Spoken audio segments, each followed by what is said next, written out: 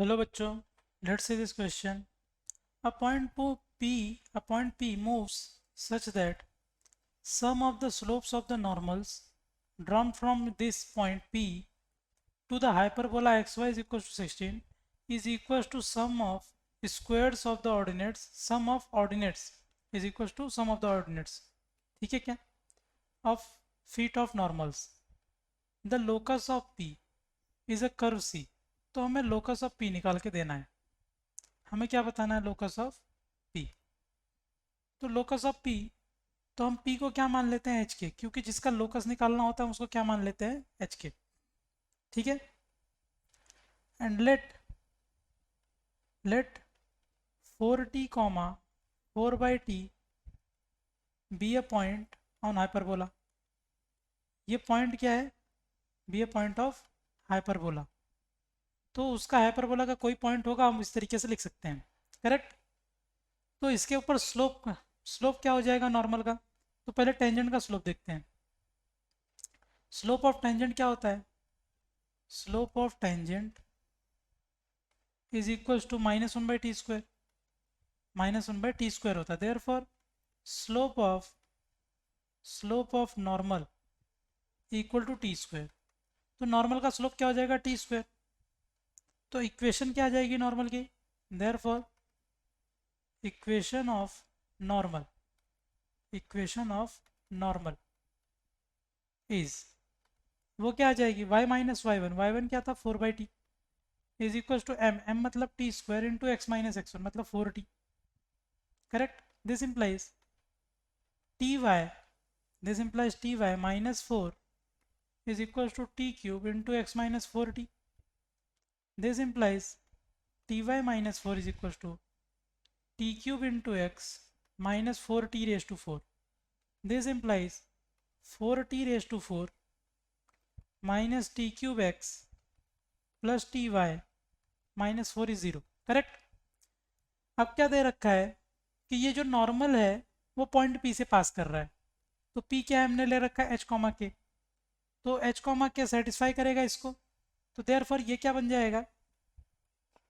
4t raise to 4 minus T cube h plus T K and -4 equal to 0। अब यहाँ से हम देख सकते हैं इसके 4 रूट्स होंगे, t1, t2, t3 and t4। Correct. इसके 4 रूट्स आएंगे हमारे पास। ये जो यहाँ पे हम h कॉमा के को सेटिस्फाई करा दिए। अब यहाँ पे जो ये इक्वेशन है वो बाई क्वाड्रेटिक है टी में, तो इसका मतलब इसके 4 रूट्स होंगे। तो चारों रूट्स होंगे तो सम ऑफ द रूट्स यहाँ से क्या मिल जाएगा? t1 plus t2 plus t3 plus t4, वो होता है -b/a मतलब h/4। And summation t1 t2 क्या आ जाएगा? दैट इज c/a, तो वो 0 है।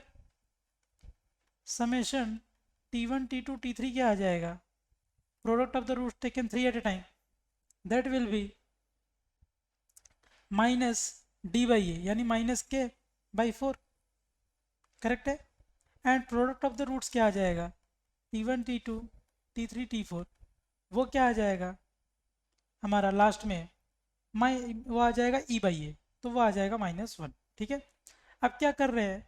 इस समेशन t1 t2 t3 को इस प्रोडक्ट से डिवाइड कर रहे हैं, प्रोडक्ट रेट से डिवाइड कर रहे हैं। तो वो क्या आ जाएगा?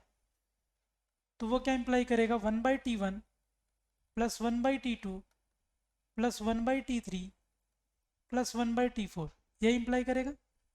That will be equal to, हमने क्या किया है? इसको इससे डिवाइड किया है, तो ये आ जाएगा k/4। That will be equal to k/4। Correct. तो यहाँ से हमें क्या मिल जाएगा? 4/t1 plus 4/t2 plus 4/t3 plus 4/t4, ये क्या है? k है। ये क्या है? हमारा k है। अगर हम अपना पॉइंट देखें तो वो हमारा कैसा है? t 4t,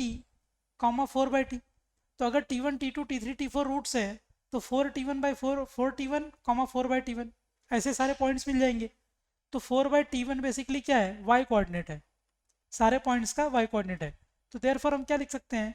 सारे y कोऑर्डिनेट्स का सम क्या दे रखा है हमें? सारे पॉइंट ऑफ इंटरसेक्शन के x कोऑर्डिनेट्स y कोऑर्डिनेट्स में क्या दे रखे हैं? वो k।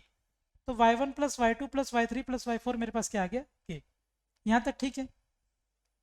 अभी क्वेश्चन में कुछ और बोल रखा है उसने। क्वेश्चन में क्या बोल रखा है,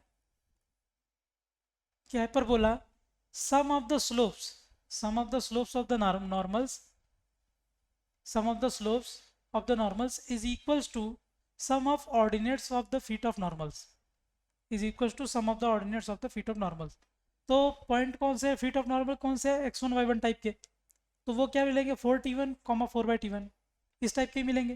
करेक्ट है।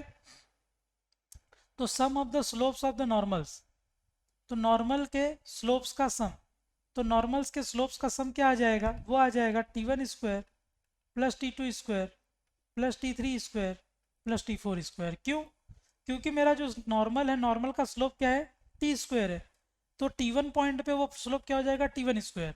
तो sum of the slope of the normal क्या हो जाएगा, इज इक्वल टू किसके दे रखा है, वो किसके इक्वल दे रखा है हमें क्वेश्चन में, sum of the ordinates. Sum of the ordinates मतलब क्या, y कोऑर्डिनेट क्या है 4/t1 plus 4/t2 plus 4/t3 plus 4/t4 ये दे रखा है। और यहाँ से हमें पता है वो किसके इक्वल है, के इक्वल, तो ये के आ गया। अब इसको हम क्या लिख सकते हैं, इसको लिख सकते हैं t1 plus t2 plus t3 plus t4 का whole square minus 2 times summation t1 t2, ये कितना है के है। ठीक है, ये मेरा के है। और हम यहाँ पे देख सकते हैं कि t1 t2 t3 t4 का सम कितना है h/4 और समेशन t1 t2 कितना है 0 है, तो ये आ जाएगा h/4 का square 0 equal to K. This implies x square by 16 is equal to y, which implies x square is equal to 16y। तो ये क्या आ गया मेरा लोकस, लोकस क्या आ गया x square is equal to 16y। So correct option is 2. I hope you understood it well. Best of luck.